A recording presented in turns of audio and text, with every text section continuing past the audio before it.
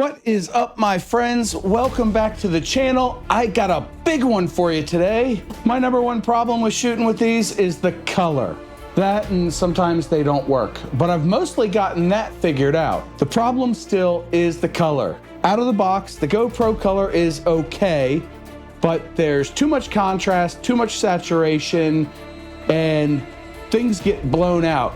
So we're gonna go dive into the weeds today a little bit. I'm gonna show you the settings I'm running. I'm gonna show you the LUT that I'm using, and I'm gonna show you how to apply that LUT and a little bit of tweaks. So buckle up, this one's gonna be fun. I'm super excited for this. So straight out of the camera, when you're riding away from the sun, it looks a little bit like this, right? And then if you're riding into the sun, it looks like this. Now the problem is, everything's just very saturated and you're missing a little bit of the detail up here and over here and in the shadows. And then on this bike, you're missing a lot of detail here on the fairing.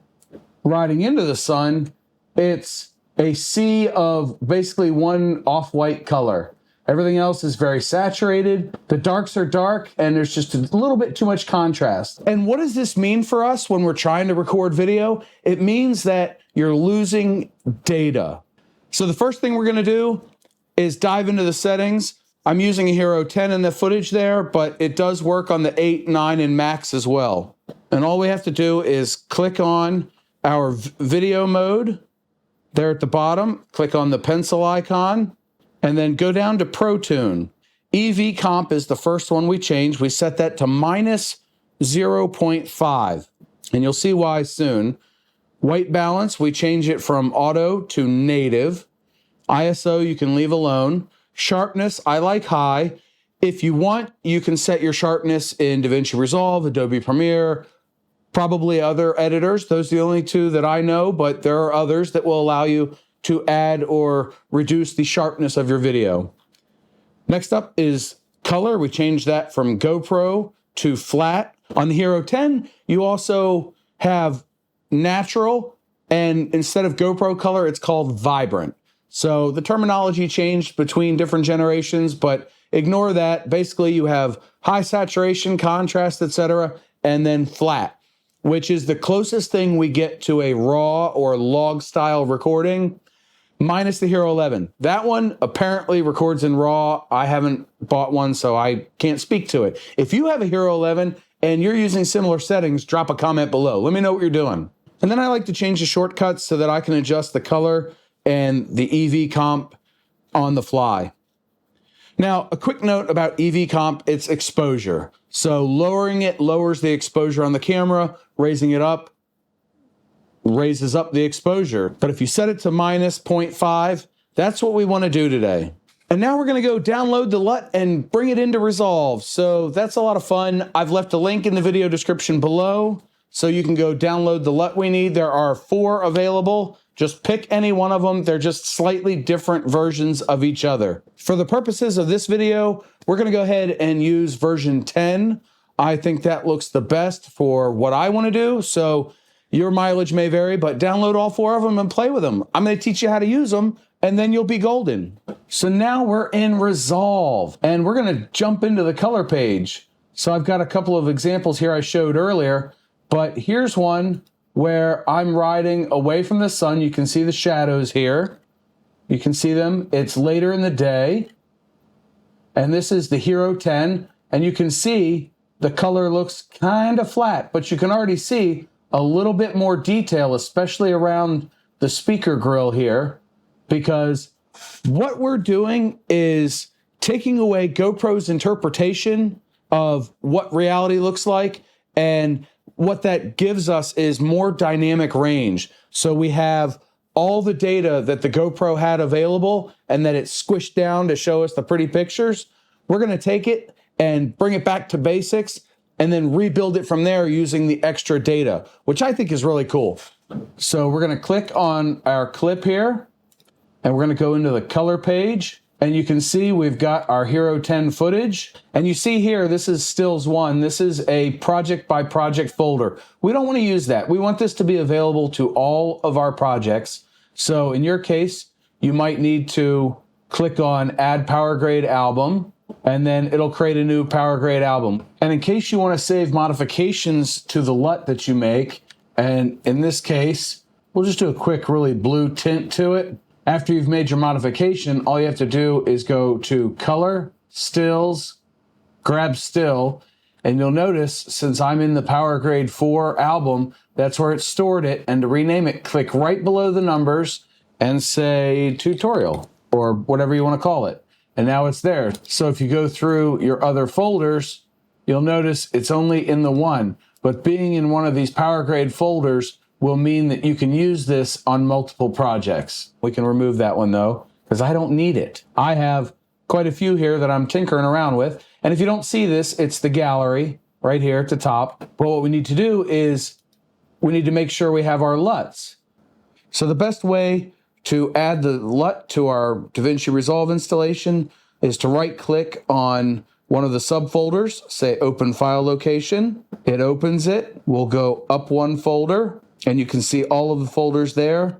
Just drag and drop your download. I've got 5 different versions here. Thank you very much for the guy that made these. They're awesome. And once it's there, you may have to restart DaVinci Resolve to get it. But now we're just going to go click on our LUTs folder, find the one we want. There's version 10, and we're going to drag it and drop it on.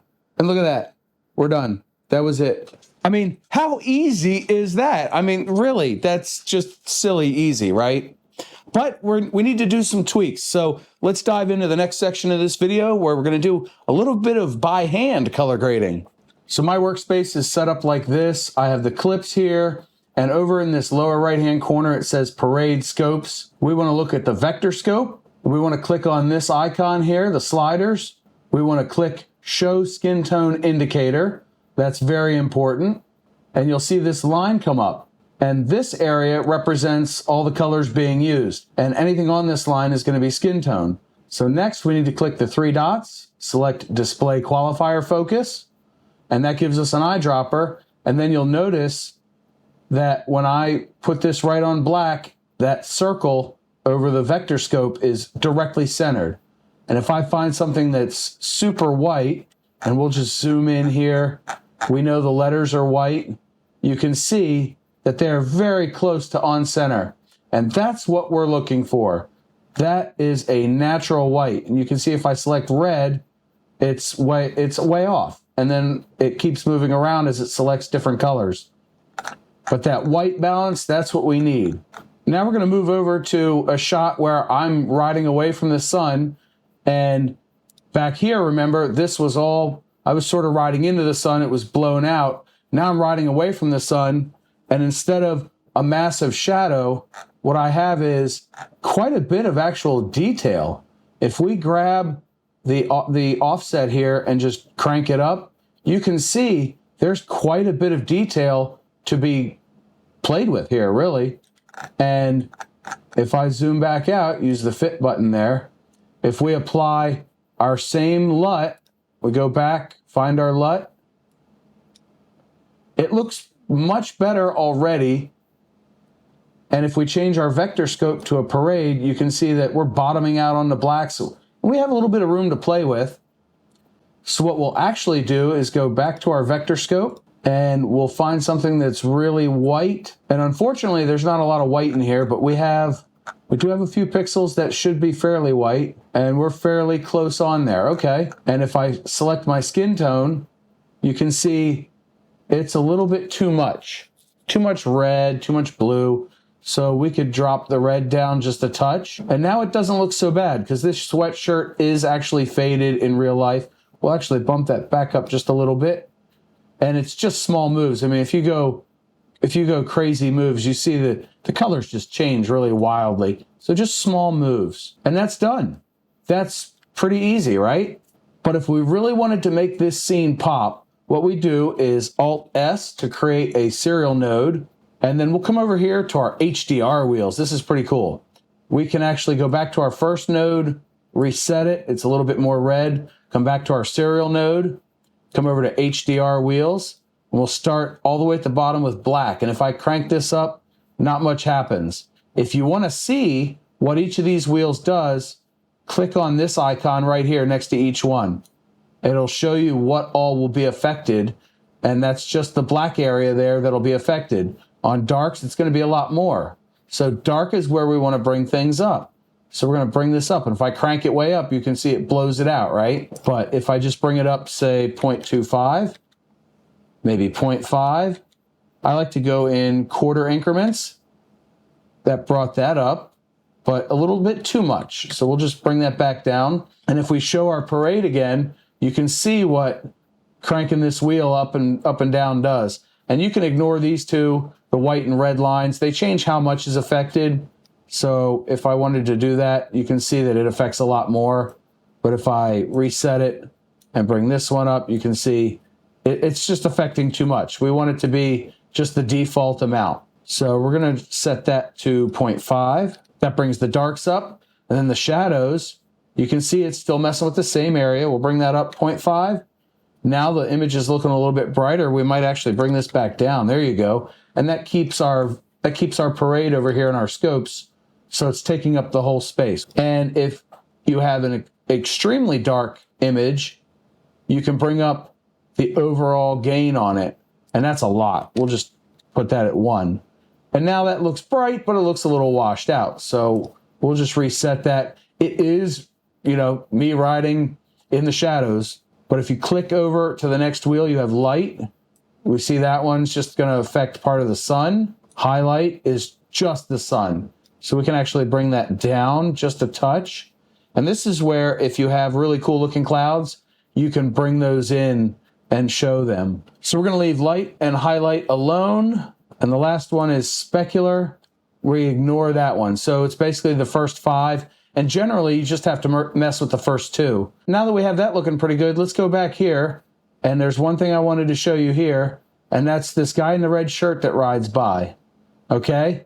Now we have our LUT. And if we try to mess with it, it won't look good. So we're going to Alt-S, create a serial node. And then we're in the curves, hue versus sat. It's the third one. Gives us the eyedropper. Click on the red shirt. And you see it created an icon here, a point. And then there's one to the left and one to the right. And this whole display loops. So just grab your center one and watch what happens when I crank it. Doop. Drops it way down, picks it way up. It's too much. So we're just going to drop this one down quite a bit. And the before and after, if I zoom in, you'll be able to really see that red is more realistic, looks in line with the saturation of the rest of the colors. This is the after, Control D, there's the before. See how it was blown out before and now you see actually more detail? Isn't that wild? So one of the things I've done, and I've got a new clip up here, what I've done is actually create my own node in the middle. Using all the techniques that I gave you before, I have one that's slightly less red, so we're going to drop that on. And you'll notice it brings up this third node that is deactivated. So if I Control D this, boom, look at that. Now that scene looks pretty good, right? You can see I mucked with the red a little bit and I gave it a lot more black exposure, a little bit more dark, a little bit more shadow, a lot more global. And then the light is down a little bit and the highlight is down a little bit. So I'm bringing down the sky and the lighter areas, bringing up the shadows, and I think it looks pretty good. And it gives you a way to show all the extra data you're now playing with. I mean, look at this. This is stuff you would never see out of a stock GoPro. Here's a good example of some footage from a year ago, and you can see this looks sort of purplish, and there's nothing to really play with in here. If we open this up in the color tab, if I play with the dark slider here, you can see that there's just no data to play with. Okay, it just turns into a sea of mess. Whereas when we messed with the other footage, if I bring up the dark, you can still see there's quite a bit of data to play with. So the next thing you might be asking yourself is, John, how do I apply this to my workflow? Well, there's 2 ways to do it. One is when I set up the multicam clips, if I'm riding and it's all the same time of day and I don't have to worry about extreme shadows or brightness a whole lot, I will just apply it to the whole multicam clip. Go in and apply it to each clip. The other way, which I actually prefer now because it's allowed me to do some other things, is to go into the finished video after I'm done editing it and go through the color tab like I'm going to show you in a second and apply it to each of the clips I ended up using. That way I can adjust things as needed. So we're going to go into the color tab, and you're going to see that the ones we messed with have this colored icon on them. The ones we haven't messed with don't have a colored icon. So if you want to apply it to, say, this clip and these other ones, we're going to hold down Control and click on the individual clips we want to mess with. And then we're just going to use our mouse wheel and click on the one that already has the color correction applied. Boop, done. And you'll see that they all got the icon is now colored, and you can see that the color is now applied. So in the case of this one, it's a little bit dark. I'm going to go to my darks and say, yep, that's going to mess with just what I want. We're going to boost that up just a little bit. And then the shadow's a lot. So we're not going to mess with it too much. You can see it makes a huge difference. We're just going to touch it up a little bit. And even our 360 footage has all of this applied to it.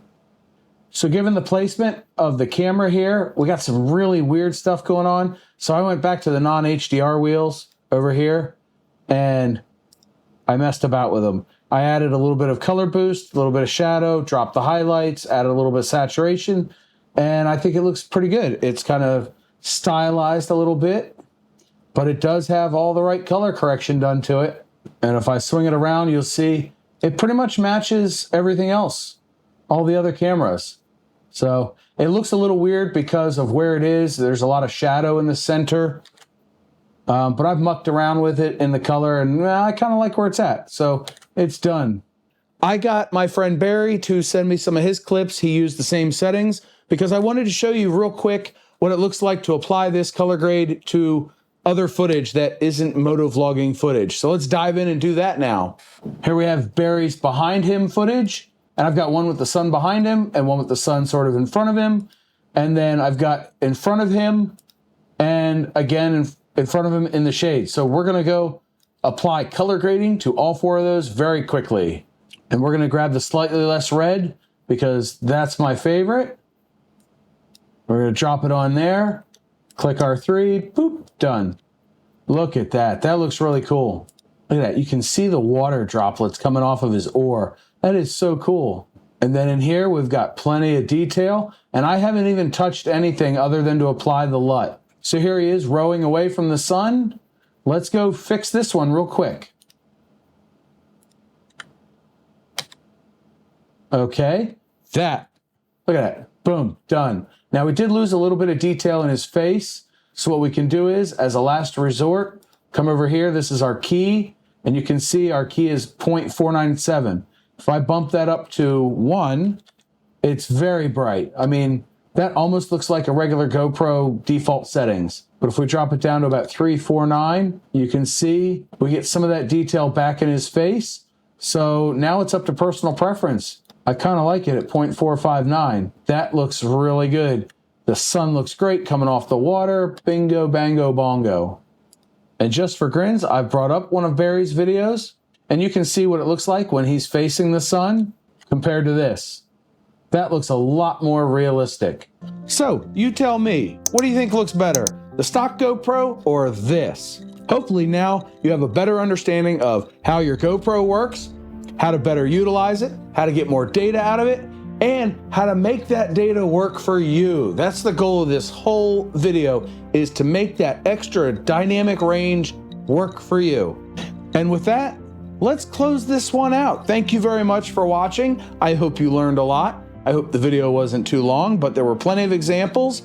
And if you're using non-stock GoPro settings, let me know in the comments below exactly what you're doing, because I'm always up for learning new stuff.